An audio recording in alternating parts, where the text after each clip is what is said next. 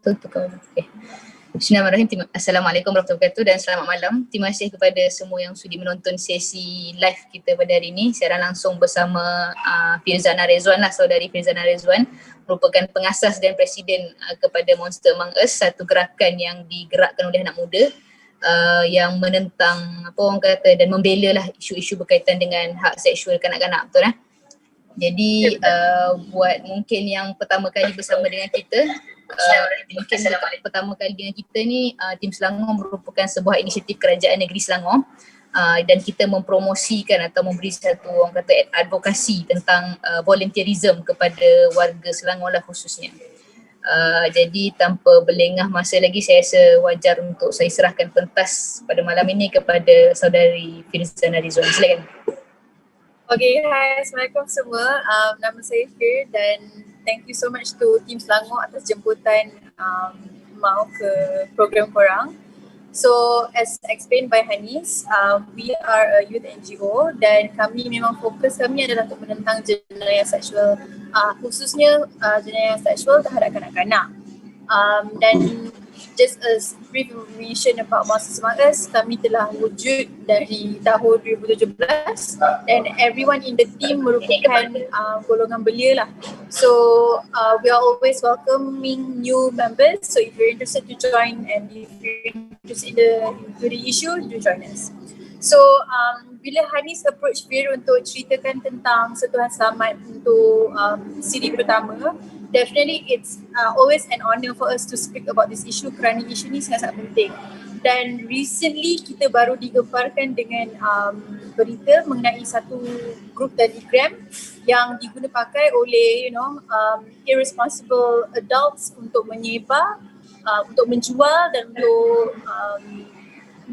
untuk consume gambar-gambar video-video yang melibatkan kanak-kanak dalam situasi yang very compromising, which is in a sexual compromising manner. So obviously Sentuhan Selamat merupakan tajuk utama bagi siri kita, but definitely it's more than just understanding what safe or unsafe touch is. But let's go into the basics lah kan. So kenapa kita kena belajar Sentuhan Selamat ni adalah kerana ia merupakan satu-satunya kunci untuk melindungi diri kita. Melindungi diri kita sebagai seorang dewasa, melindungi anak-anak kita yang sangat-sangat terdedah kepada jenayah seksual mahu di online as well as offline threats. So what is jenayah seksual terhadap kanak-kanak atau jenayah seksual in general? Ia merupakan satu bentuk keganasan atau merupakan satu bentuk ancaman yang akan mengancam keselamatan kita dan juga hak asasi kita lah. So whenever we talk about sexual crimes involving children, it's also an area that it's very niche because children issues are very specific to children related matters. Kita tak boleh samakan antara dewasa dan also kanak-kanak juga. Now, again briefly, jenayah seksual kanak-kanak ni juga boleh terdapat banyak bentuk jenayah seksual terhadap kanak-kanak. Ada yang berunsurkan jenayah seksual fizikal, contohnya seperti jenayah rogol, jenayah raba, jenayah sodomi. Dan kalau kita bercakap tentang jenayah seksual yang melibatkan percakapan, catcalling is also, a form of sexual abuse. When we give comments about another person in a very condescending or sexual manner, it can also be sexual abuse. If not sexual abuse, it can be gangguan seksual atau sexual harassment. And if we talk about jenayah seksual yang berunsurkan elemen online, so online ni is the number one modus operandi yang diguna pakai oleh predator di luar sana because it's very easy untuk reach out kepada mangsa, sangat mudah untuk memanipulasikan situasi, sangat mudah untuk menipu. So online is also one of the biggest, one of the most used weapons by predators to reach out to their victims. So those are the jenis-jenis jenayah seksual yang wujudlah di luar sana. Dan for this first introduction, conclusively, kenapa kita kena faham how severe this issue is adalah untuk mengelak daripada gangguan-gangguan dan jenayah-jenayah ni berlaku kat diri kita, dan kenapa pentingnya untuk kita berbincang tentang sentuhan selamat kepada kanak-kanak khususnya adalah supaya kita boleh mempraktikan atau mengamalkan komunikasi yang jujur and transparent kepada anak-anak kita. Because like it or not, Malaysia merupakan satu multi-ethnic country that is conservative. So isu tentang seks, isu tentang dating couple, it has always been a taboo. But at the same time, it's very much needed so that our children can protect themselves. So, and lastly, kenapa pentingnya juga untuk kita faham how important sentuhan selamat is so that our kids can make decisions that are right for themselves. Because like it or not, kanak-kanak kita akan be on social media. Like it or not, they will still have to go through Google and YouTube and all of these Telegram groups.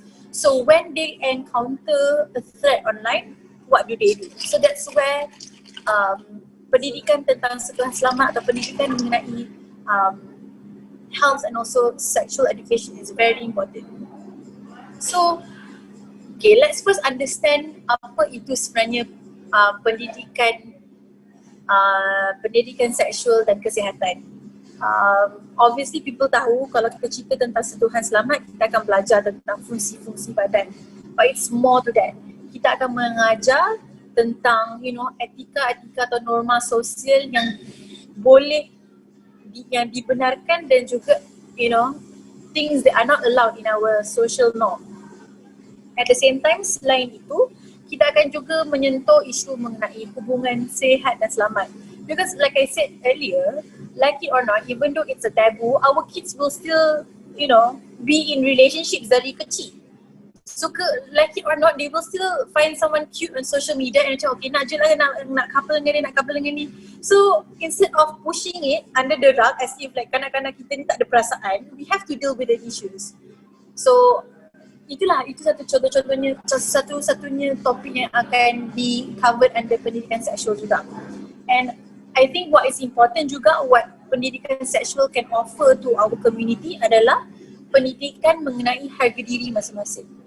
Sikap konsep mengenai konsep hormat, konsep persetujuan, consent. So all of these things are taught in sexuality education. So it's a really sad thing if our children, people in our lives do not get this pool of knowledge they can protect themselves.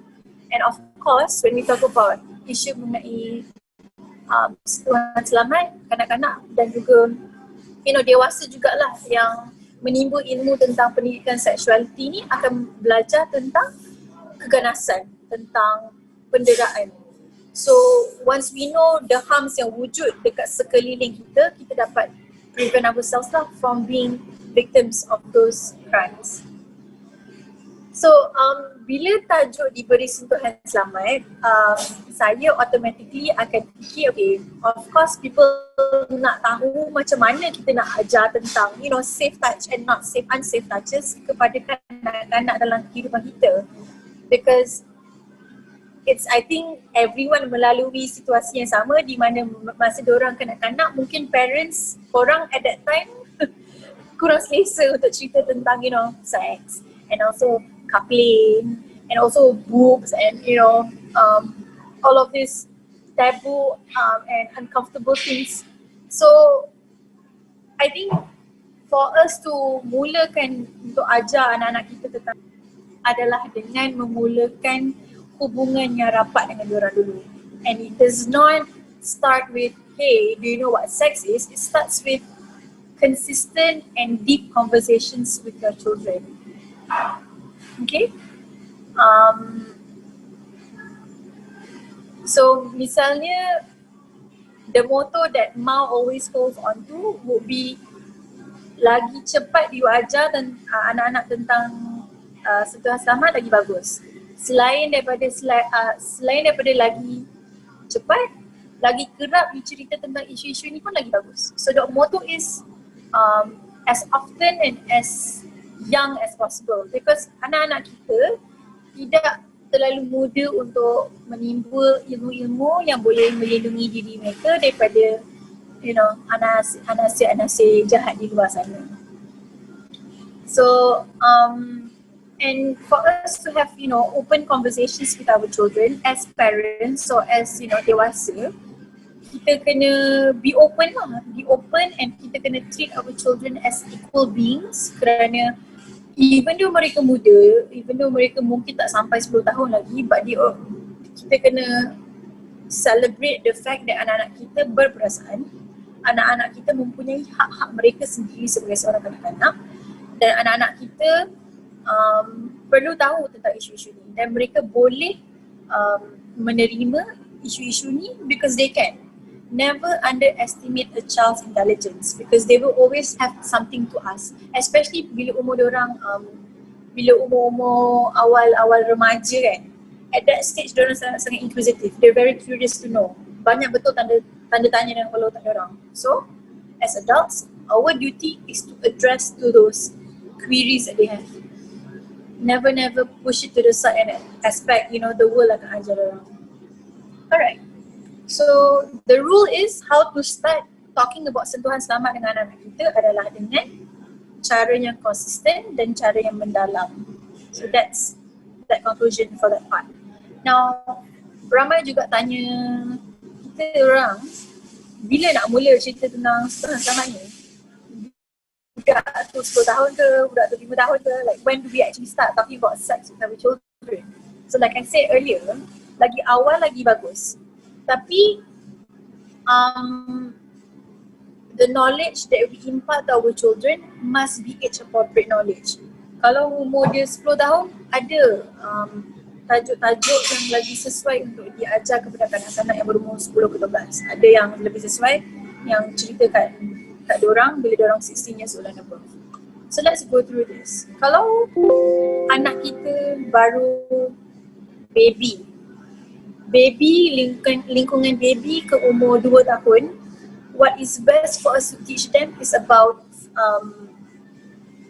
obvious things. Contohnya anatomi badan kita. So kita boleh ajar mereka tentang nama-nama tepat atau nama-nama saintifik kepada alat-alat sulit mereka. Kita boleh juga ajar mereka tentang konsep malu.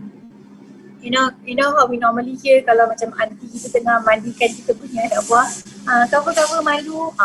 That's actually very good because malu is the first step lah for them to know that their bodies cannot be published or cannot be displayed for everyone to watch. And then if our child atau kanak-kanak dalam kehidupan kita dah masuk umur 2 ke 5 tahun, what is best to talk to them is about saying no to things that they don't like. So kita dah boleh ajar orang yang okay, kalau a stranger touches you on your private parts yang diorang dah belajar before 2 years ago tu, you have to say no and you can say no. More than often kita selalu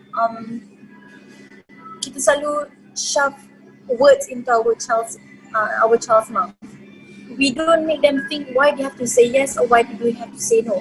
And if kita tengok statistics atau kita tengok news, banyak jenayah seksual yang berlaku kepada kanak-kanak adalah pada umur mereka yang lebih muda, kerana mereka tak diajar untuk katakan tidak atau they're not taught to say no. So when they're not taught to say no, then they have to accept kalau a guy touches them inappropriate dekat kawasan-kawasan badan yang tak sepatutnya disentuh.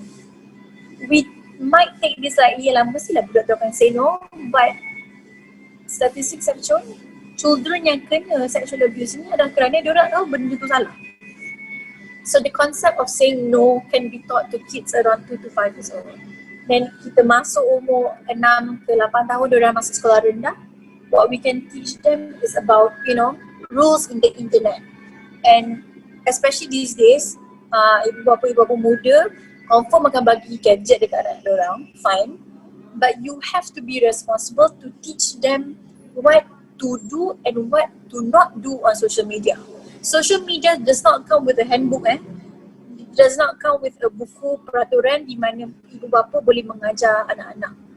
Dan kanak-kanak juga tak diberikan handbook untuk navigate themselves on the internet. That's why parents tak boleh just bagi phone, sudah assume budak tu akan selamat bila you set kids feature. It does not work that way. Like it or not, they will stumble upon all of these online threats. So it's your role to sit down with them and say that, okay, I'm giving you this iPad, but this is what's going to happen on this iPad. You know, you might encounter some pedophiles. You might encounter some people who want to take advantage of you. So you have to sit down with your child and talk about these things when they are around 60 years old. And once we go into children who are already 9 to 12, we can talk about safe and healthy relationships. So obviously umur-umur macam ni dah nak hati balik semua-semua, nak bercinta, semua macam ada crushes, which is normal. As parents, kita kena accept yang benda ni sangat-sangat normal and we shouldn't punish our children for feeling that way. But what we can teach them is to make wise decisions out of their feelings that they are feeling. So yes, they may have a crush on this particular person, but you reason with them, you know, like, okay, if you want to be in a relationship now, do you think you'll be able to focus in school? Do you think you'll be able to spend time with us kalau you terlalu sibuk with your partner? So they are never too young to have all of these reasonable conversations. Like I said earlier, never underestimate their intelligence. And lastly, once diorang dah masuk alam remaja, then we can talk about, you know, puberty. We can also talk about unplanned pregnancies. We can talk about protection for safe sex. So benda ni sangat penting because especially in Malaysia, the rate of unplanned pregnancies banyak. And it's all due to the fact that many of our younger kids or many of our young friends do not know that there are ways so that they can avoid pregnancy. So these are the things these are the levels, the age appropriate knowledge that we impart to our children according to mengikut peringkat-peringkat yang sesuai lah. So I think if parents tahu these tricks, you will be more comfortable talking to your children about sex because obviously tak adalah umur diorang 2 tahun nak cerita seks pun apa. Also one thing that kita kena always put into consideration is that kanak-kanak, especially umur yang sebelum before standard 4, they are very much visual beings.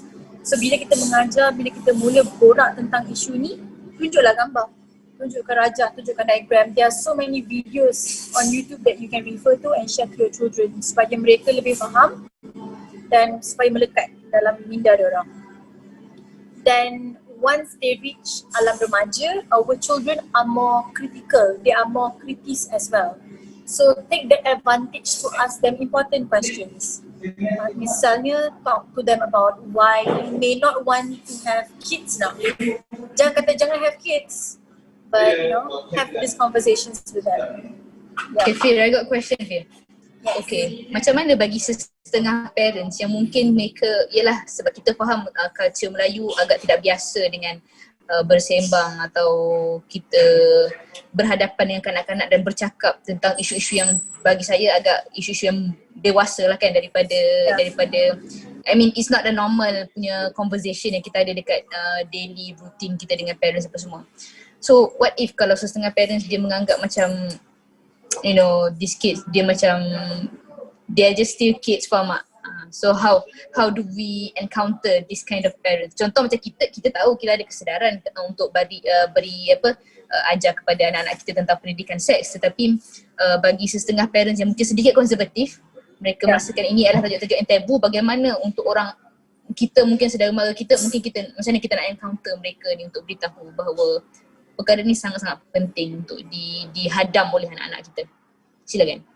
Okay, so I think the first mindset that kita perlu ada adalah we don't need to change the entire world, right?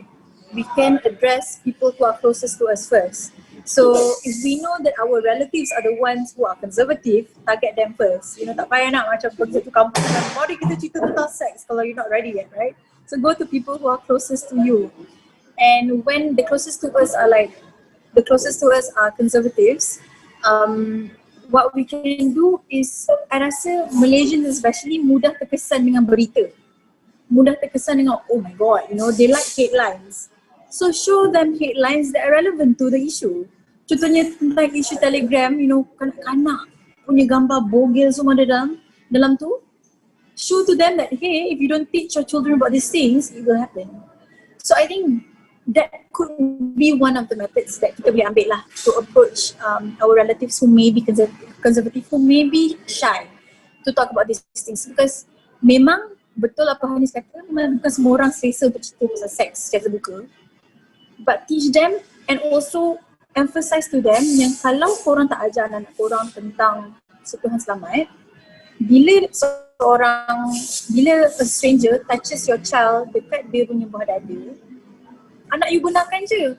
And you tak boleh marah anak you benarkan because dia tak tahu benda tu salah ke tidak. So you kena break it down as logic and as visual as possible to these parents who may not see the importance about talking about sexual health and safe and unsafe touches.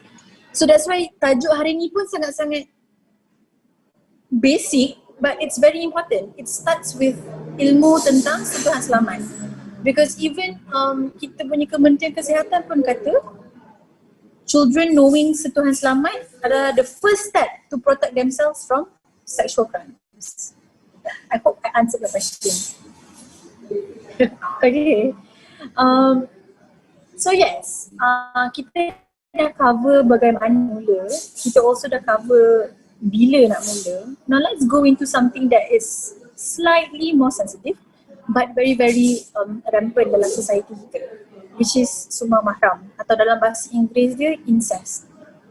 So as kita dah bincangkan sebelum ni, Malaysia merupakan sebuah negara yang merangkumi etnik yang berbeza dan juga kita sangat-sangat how we live as a society sangat berpandukan agama dan berpandukan budaya-budaya kita. So that's one fact that we need to admit first. Alright? So when it comes to religion and so when it comes to culture, many researchers have shown that kerana pegangan kepada agama dan budaya yang membuta tuli, dia merupakan halangan untuk kita menyebarkan kesedaran dan pengetahuan mengenai jenayah seksual terhadap sesiapalah, kanak-kanak ke dewasa. Because when we are too shy to talk about sex, when we don't want to talk about all of these uncomfortable conversations, what we allow, apa yang kita membenarkan pula adalah kita membenarkan budaya mementingkan maruah keluarga sahaja. So apabila seorang kanak-kanak perempuan telah dirogol dalam sebuah rumah tu, kita bukan nak marah predator tu, kita nak marah perempuan tu, kita nak marah kanak-kanak tu. Kenapa keluar malam? Kenapa you meet with this boy online? You shouldn't have done that. Dan because kita malu sangat, kita sangat utamakan aib keluarga, maruah keluarga, image keluarga, we also allow these predators to be free. Kita hukum mangsa, pada masa sama kita membenarkan si pemangsa ni untuk berlega-lega secara bebas dalam society kita, dan because tiada intervention, mereka akan mengulang kesalahan yang sama ke orang lain. So that's one thing that we need to understand lah. The harms, the extreme harms, if we do not address the issue of sex objectively, tidak menerima pengetahuan dan ilmu mengenai keselamatan diri, if we don't see it with an objective lens. It's sad kerana bukannya nak katakan just because kita ni conservative society, kita tak dapat nak talk about all of these important issues. Agama kita banyak mengajar tentang keselamatan diri, maruah diri. Kita also mengajar tentang cara nak hormat orang, cara nak sayang orang. Sadly, kita menggunakan religion untuk cover all of these crimes that's happening up there. So it's the irony lah that's happening in Malaysia right now. And a research juga menyatakan macam bila a research that I read as well, also states that umur kanak-kanak dari umur 13 ke 15 tahun ni akan be involved in they will be involved in dating lah and everything. So the queries about relationships akan wujud. So now let's get back to sumbang mahram, right? What's sumbang mahram? So sumbang mahram merupakan hubungan yang tidak dibenarkan, hubungan seksual yang tidak dibenarkan kerana wujudnya ikatan blood relations lah. Contohnya like a father having sexual relations with the child, that's considered sumbang mahram.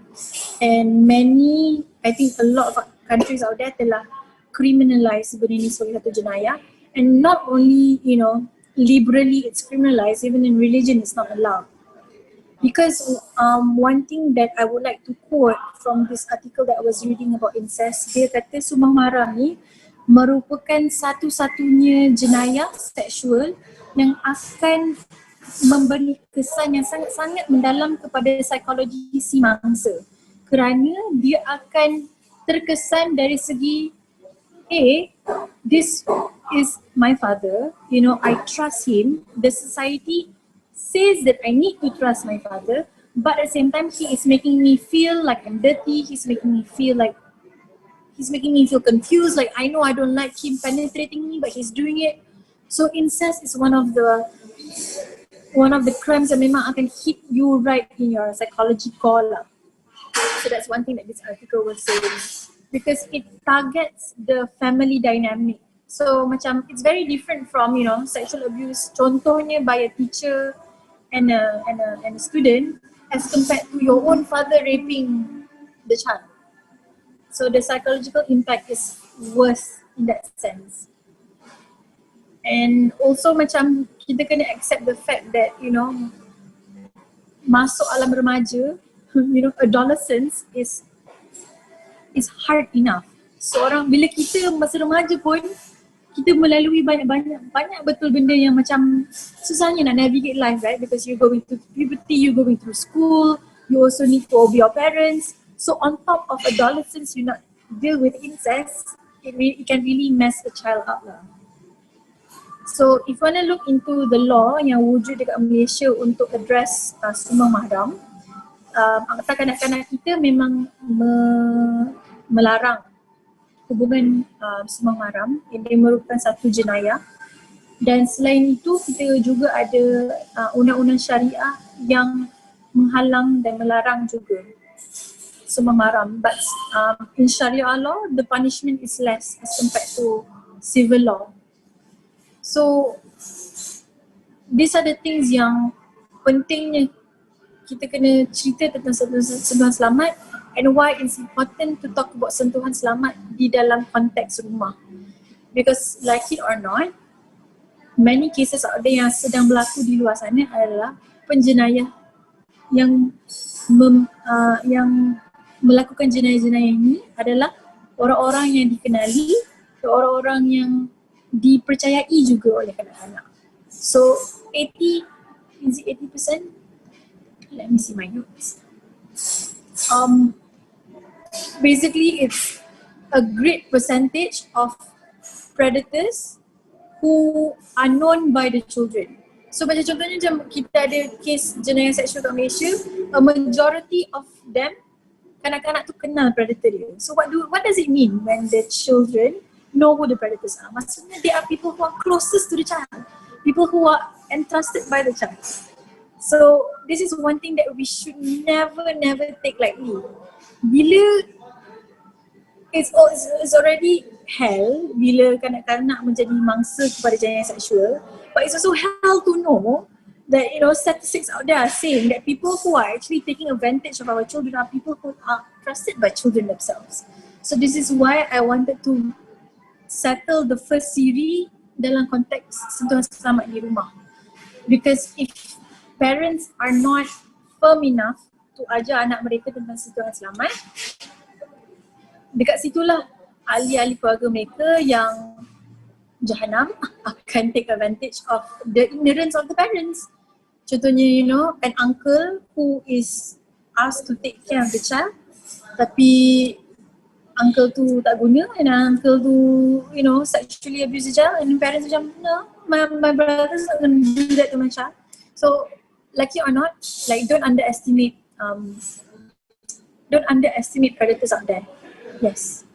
Okay, question sikit Fira. Kita dah pun sampai dekat apa orang kata pertengahan lah, dah setengah jam pertama dah kita punya sesi live pada hari ini. Tapi mungkin bagi orang yang baru join ataupun di sepanjang 30 minit pertama tadi, kita banyak bercakap tentang kenapa penting untuk kita beritahu kepada anak-anak kita tentang sentuhan selamat dan sebagainya kan. Tapi apakah kawasan yang sebenarnya tidak selamat untuk disentuh sebenarnya Fir? Begitu, sebab yang saya pernah belajar ada 5 kawasan kan. Jadi 5 kawasan tu apa kawasannya Fir? Silakan. Mungkin itu yang paling penting sekali sebab macam parents macam okay aku kena ajar anak aku bahagian private part dia, kemudian apa private part dia kan macam itu.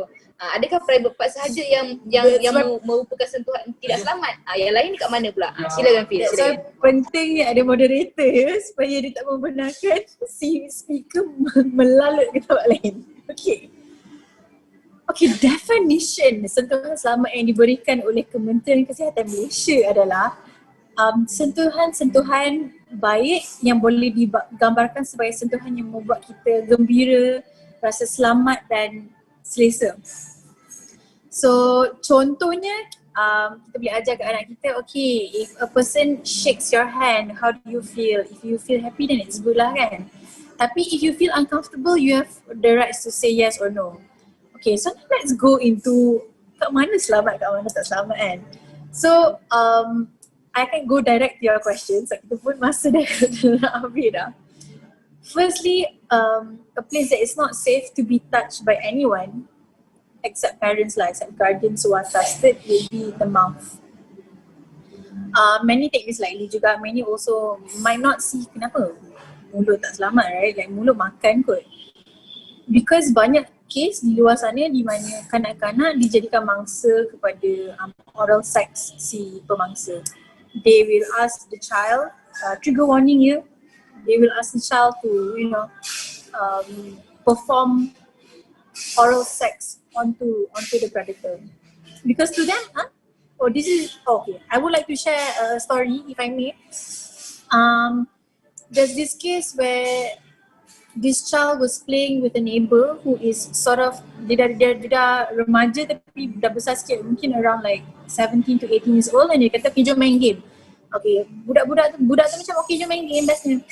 And then si remaja yang besar ni dia kata, okay, game ni you kena macam naikkan power, and then for you to naikkan power, you need to suck my penis.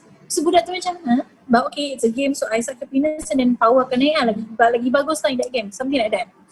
So predators akan manipulate our children that way tau. So if we don't say that mulut ni hanya boleh diguna untuk masuk ubat dan makanan, they may think that benda lain pun boleh masuk.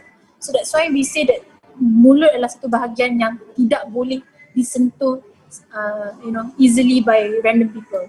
Tell our children that your mouth is only used to eat and to eat medicine, to eat food and medicine and drink. Selain itu, you should say, why you asking me to do this? Say no. Kawasan kedua merupakan kawasan dada diorang lah atau buah dada. So obviously this place is a private area, and tell them why it should not be touched by other people. Selain dada merupakan kawasan di antara peha. So it's kemaluan lah, so it's either your vagina or your zaka. And also kawasan punggung. So those are the areas lah, mulut, dada dan di antara peha. Yes, I think I got that covered. Betul tak Anis? Ada lagi satu kan, ada 5 kan? Mana? Oh, zakar dan vagina tu dikira 2 dia tak kira 1 Okay, tapi saya nak just mungkin make it clear lah yang kesemua ni adalah tidak tertakluk kepada satu jantina saja, betul lelaki dan perempuan. Yes. Kalau kata dada bukannya perempuan sahaja, dia meliputi lelaki dan perempuan. Yes. Okay, baik. Silakan. Tapi kan even though kita dah macam cover the specific kawasan-kawasan larangan dekat badan, kalau kanak-kanak tu rasa tak selesa disentuh di bahu maupun tangan, we should teach our children that they are allowed to say no. Because sometimes, okay, one thing that I would like to address here is because sometimes predators akan menggunakan bahagian-bahagian badan yang lain untuk desensitize the child to touch. So dia akan mula dengan sentuhan-sentuhan fizikal. Dia akan sentuh tangan macam, dia akan peluk kan macam dia kira innocent kan peluk, letak tangan dekat bahu macam good job. Tapi bila budak tu dah macam hilang boundary dia, okay, pakcik ni suka sentuh I kat bahu, biasalah tu, biasa. Tiba-tiba pakcik tu dah turun dekat dada. Budak tu akan keliru macam selalunya sentuh kat bahu, tiba-tiba kenapa kat dada. So dia akan macam confused. Tapi if we teach our children to say dada is a no-no, then they are more empowered, they are more assertive to say, pakcik don't touch me dah, if not I tell my parents. So I think yes, we teach our children pasal bahagian-bahagian sulit mereka, but at the same time you need to empower them and say, if you are uncomfortable when your teacher touches you on your arm, say that you're not comfortable, be assertive. Yeah. Does that answer your question, Anis? Yes. Tapi saya rasa jauh lagi sebelum tu sangat-sangat penting untuk ibu bapa dan anak mempunyai ataupun mak saudara dan anak saudara ke mempunyai satu hubungan yang orang kata menyebabkan anak-anak ni percaya untuk bercerita. Yes, sekiranya betul. Tidak, maka tidak ada gunalah kita pun mengajar hari ni. Oh, dilarang menyentuh kawasan ini, tapi member tak percaya, sudah. Betul. Itu betul apa yang Hanis utarakan tu penting, because most children when they face problems or when they are in a predicament, diorang tak akan pergi dekat parents, akan pergi kawan. And benda ni telah dibuktikan melalui statistics, melalui research dan melalui normal interviews. Kalau kita pergi sekolah, kalau mau pergi sekolah pun, who do you tell about your problems? Friends. Mana duk kata ibu apa? So parents kena fix this. Why aren't your kids coming to you with problems? Why are they going to their friends? And you need, like sebagai ibu bapa atau sebagai dewasa yang mempunyai anak, mempunyai kanak-kanak dah hidup korang, you need to build, as I said earlier, build a relationship that your child can speak openly to you. And what I mean by boleh berborak dengan korang secara terbuka, diorang takkan rasa yang diorang ni dihukum atau diorang rasa di judge for the things that they feel, for the things that they do as a child. Because come on lah, diorang kanak-kanak, so obviously they will feel whatever they feel. It's how it's on us to navigate their feelings too in a way that it's safe and healthy for them.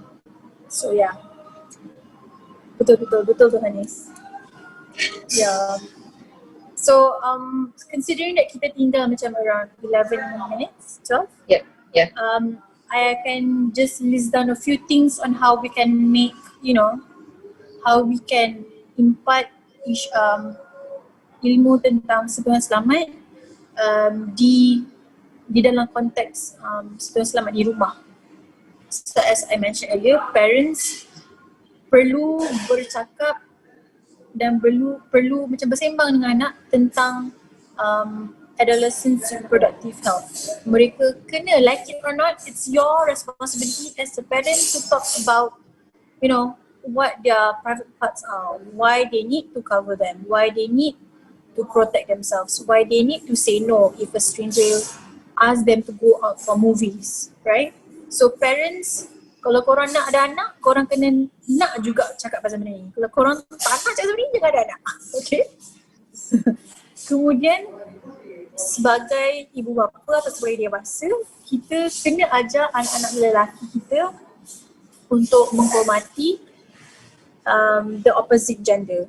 Because yes, we may teach our girls to dress appropriately, but if we do not teach our boys to not prey on girls, and if we do not teach them that, hey, you cannot be abusive or you cannot harass sexually on another girl, then it doesn't work. It doesn't work. So parents, if you have a son, teach them to respect women. It starts from young, and of course you as parents juga kena be the teladan lah, kena tunjuk to them that hey, this is how you respect a woman, this is how you respect your mother or wife. And selain itu, number 3, kita dah kena mula kita sebagai dewasa kena mula belajar tentang hak-hak seorang kanak-kanak, dan kita kena ajar, kita kena empower our children to know their rights as well. Because if our children do not know hak-hak diorang akan mula menerima je lah apa-apa kezaliman, apa-apa jenayah yang berlaku kat diorang, because diorang fikir diorang tak ada hak untuk bersuara. Often we shut down our children, we shut them up. Cakap je, dialah, you're just a child, this is borak-borak dewasa, don't talk about this. No, address them as young as you can.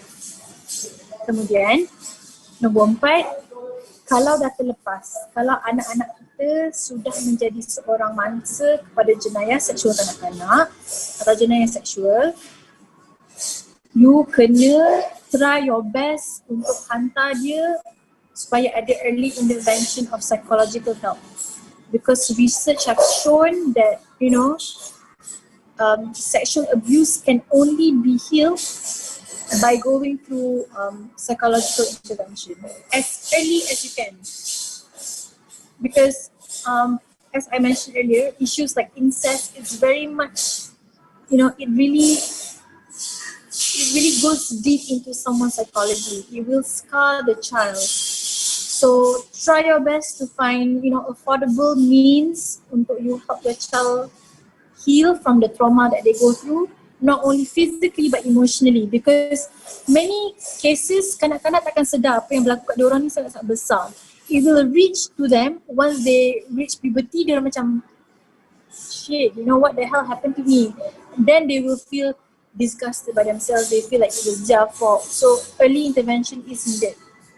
Do not push this issue under the rug. If you think you cannot do it on your own, reach out to NGOs who can help. Go to Protect and Save the Children. Go to Women's Aid Organisation. Kalau kat Penang, go to Women's Center for Change. NGOs will help parents. If you are clueless, tak tahu nak apa. Okay, intervention tu sangat penting. Kelima, parents juga kena uphold kepentingan privacy kanak-kanak. This may be financially impossible for some families, but privacy is very, very much important. I think in 2014 there was this safe housing policy where rumah-rumah yang dibina di bawah macam kerajaan negeri perlu obey the minimum room, which is 3. Satu untuk parents, satu untuk anak-anak lelaki, satu untuk anak perempuan. Supaya mereka diasingkan dan untuk elakkanlah benda-benda yang tak sepatutnya berlaku. So children deserve privacy and it is a right that is entitled to them. You kena give them the privacy that they need, especially those who are in their teens punya period, punya phase. Try your best to separate them. And lastly, for those who do not have children but who may have received, suspicions about a potential abuse, you can report. You tak perlu nak tunggu parents ke, tak perlu nak tunggu cikgu ke. Kalau you sendiri tahu tentang satu budak ni kena dera kat sekolah ke, kat rumah ke, kat van sekolah ke, call 15999. Going to the police is bloody scary. So call 15999, talian kasih. They will assist you because the call operators are handled by Jabatan Kebajikan Malaysia, JKM. So once the case goes to them, they will evaluate on the urgency of the case. Then if it's urgent enough, you will be, a social worker be in charge of that particular case. So don't feel that you don't have the power to report. Ada di bawah Akta Jenayah Seksual terhadap Kesalahan Seksual terhadap Kanak, you are empowered. Awak sebenarnya mempunyai kewajipan undang-undang untuk melaporkan apa-apa suspicion yang involve sexual abuse terhadap kanak-kanak. So I think those are the 6 things 6 takeaways that we can take from tonight's session. I hope it was beneficial for everyone. And is there any questions? Tidak ada soalan, tapi saya rasa sangat penting untuk orang ingat pesanan yang ke-6 tu lah, untuk telefon segera, hubungi segera JKM di talian kasih 15999. Kiranya kalau anda ni mak ayah tapi mak ayah yang takut nak hubungi, nanti mereka akan tolong kan. Ataupun kalau cousin tengok macam mak ayah ni dia dah tahu dah pasal anak dia tapi tak nak report, you kena report, okay? Please help our children, please. Yeah. I think that sum up everything kot, Fir kan? That sums up everything. Thank you so much. See you next Sunday, guys. Yes. Okay, terima kasih kepada semua yang menonton pada hari ini. Sekadar formality, terima kasih kepada semua yang menonton pada hari ini di semua ketiga-tiga platform kami. Terima kasih kepada panel kita, Cik atau Saudari Firzana Redzuan, yang orang kata sangat-sangat orang kata apa, bersungguh-sungguh lah nak memberi advokasi tentang jenayah seksual kanak-kanak ni. Terima kasih, Fir. Kita jumpa lagi minggu depan. Selangor. Yes, kita jumpa lagi minggu depan dekat platform yang sama, masa yang sama, tarikh je berbeza. Okay, jumpa minggu depan 11 bulan Oktober. See you guys. Bye. Bye.